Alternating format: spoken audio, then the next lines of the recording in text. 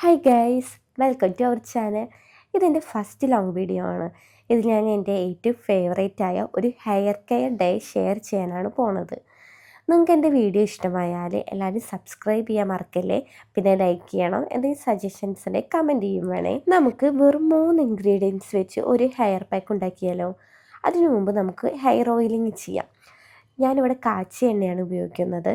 നിങ്ങൾക്ക് ഏത് ഓയിലാണോ നിങ്ങൾ സ്ഥിരമായിട്ട് ഉപയോഗിക്കുന്നത് അത് നമുക്ക് എടുക്കാം. ഞാനിവിടെ ഡയറക്റ്റ് ചൂടാക്കുകയാണ് ചെയ്യുന്നത്.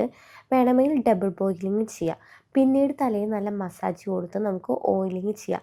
വളരെ കുറച്ച് ഓയിലാണ് നമ്മളിവിടെ അപ്ലൈ ചെയ്യുന്നത്. കാരണം നമ്മളിന്ന് ഒരു ഹെയർ പാക്ക് അപ്ലൈ ചെയ്യാനാണ് പോകുന്നത്.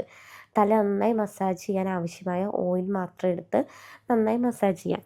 ഇവിടെ ഒരു ചീർപ്പ് കൂടി ഉപയോഗിച്ച് നമുക്ക് നന്നായിട്ട് മസാജ് ചെയ്ത് കൊടുക്കാം. ഇത് നീമിൻ്റെ ചീർപ്പാണ്. ഈ ചീർപ്പ് യൂസ് ചെയ്യുന്നത് എനിക്ക് കുറച്ചുകൂടി യൂസ്ഫുള്ളായിട്ട് തോന്നിയിട്ടുണ്ട്. ഇനി നമുക്ക് ഹെയർ പാക്ക് ഉണ്ടാക്കാം. ഫസ്റ്റ് ഞാൻ എടുക്കുന്നത് ആര്യവേപ്പിലയാണ്.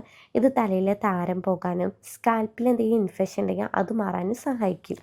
ഈ ആര്യവേപ്പില ഇട്ട് തിളപ്പിച്ച വെള്ളം നല്ല ചൂടാറിയ ശേഷം തല കഴുകാൻ എടുക്കുന്നത് താരം പോകാൻ നല്ലതാണ്. ഒരിടയ്ക്ക് താരം കൂടിയ സമയത്ത് ഞാൻ സ്ഥിരമായി ഇങ്ങനെ ചെയ്യാറുണ്ടായിരുന്നു. നിങ്ങൾ ഇതിലെടുക്കുന്ന സാധനങ്ങൾ ആദ്യമായിട്ടാണ് യൂസ് ചെയ്യുന്നതെങ്കിൽ ഒന്ന് പാച്ച് ടെസ്റ്റ് ചെയ്ത് നോക്കണേ.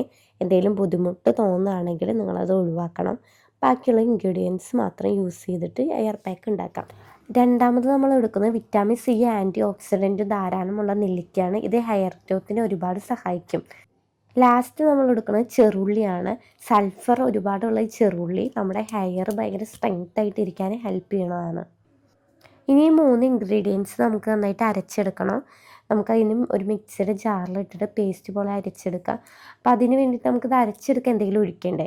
അപ്പം ഞാനിവിടെ കഞ്ഞിവെള്ളമാണ് എടുക്കുന്നത്. നമുക്ക് വേണമെങ്കിൽ ഉലുവട്ട് തിളപ്പിച്ചിട്ടുള്ള വെള്ളമോ അല്ലെങ്കിൽ ഇപ്പോൾ ഒന്നും പറ്റില്ല വെച്ചാൽ സാധാ പച്ചവെള്ളം ഒഴിച്ചിട്ട് വേണമെങ്കിൽ നമുക്കിത് അരച്ചു കൊടുക്കാം.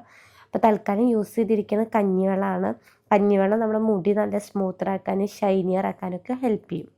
ഈ കഞ്ഞിവെള്ളം മാത്രമായിട്ട് സ്ഥിരം ഉപയോഗിക്കുകയാണെങ്കിൽ ഹെയർ നല്ല ഹെൽത്തി ആയിട്ട് ഫീൽ ചെയ്യും കേട്ടോ. ഞാനിത് തലയിൽ നന്നായി അപ്ലൈ ചെയ്തതിന് ശേഷം ഒരു 20 മിനിറ്റോളം വെയിറ്റ് ചെയ്തതിന് ശേഷമാണ് കുളിക്കാൻ പോകുന്നത് കേട്ടോ. ഞാനൊരു മൈൽഡായിട്ടുള്ള ഷാമ്പു യൂസ് ചെയ്തിട്ടാണ് ഹെയർ വാഷ് ചെയ്യണത്.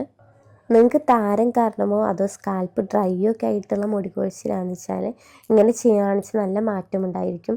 ഇത് സ്ഥിരമായിട്ട് യൂസ് ചെയ്യുകയാണെങ്കിൽ താരന് എന്തായാലും നല്ല കുറവുണ്ടായിരിക്കും. എല്ലാം നിങ്ങൾക്ക് iron, vitamin B12, vitamin D, thyroid, stress, hormone change അങ്ങനെയുള്ളത് കൊണ്ടാണ് മുടി കൊഴിച്ചിലെന്ന് വെച്ചാൽ നിങ്ങൾ എന്തായാലും ടെസ്റ്റ് ചെയ്ത് നോക്കിയിട്ട് സപ്ലിമെൻ്റ് എടുക്കേണ്ടതാണ്.